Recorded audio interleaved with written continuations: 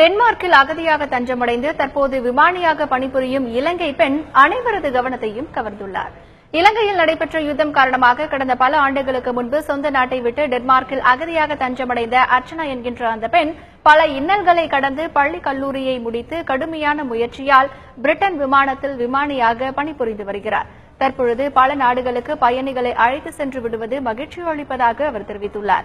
இலங்கை தமிழர்கள் எட்டி தொட வேண்டிய துறைகள் அதிகமாக உள்ளதாக தெரிவித்துள்ள அவர் பல துறைகளில் தமிழ் பெண்கள் கால் பதித்து முன்னேற வேண்டும் என்று கேட்டுக் கொண்டுள்ளார். என்னுடைய ஆசை என்ன மாதிரி நிறைய பேர் முன்னேற வேணும். நான் மட்டும் இல்லை, என்ன மாதிரி நிறைய பெண்கள் எல்லா துறைகளிலையும் முன்னுக்கு வர வேணும். எங்கள் இந்த இனம் எட்டி தொடாத நிறைய துறைகள் இருக்குது. எல்லாரும் வித்தியாசமா செஞ்சு முன்னுக்கு வரணும்னு தான் என்னுடைய ஆசை.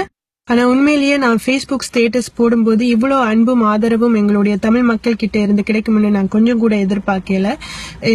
அவர்களுடைய அன்பும் ஆதரவும் தான் எனக்கு இன்னும் நான் சாதிக்க வேண்டும் என்ற ஒரு ஆசையை எனக்கு கொடுத்திருக்குது.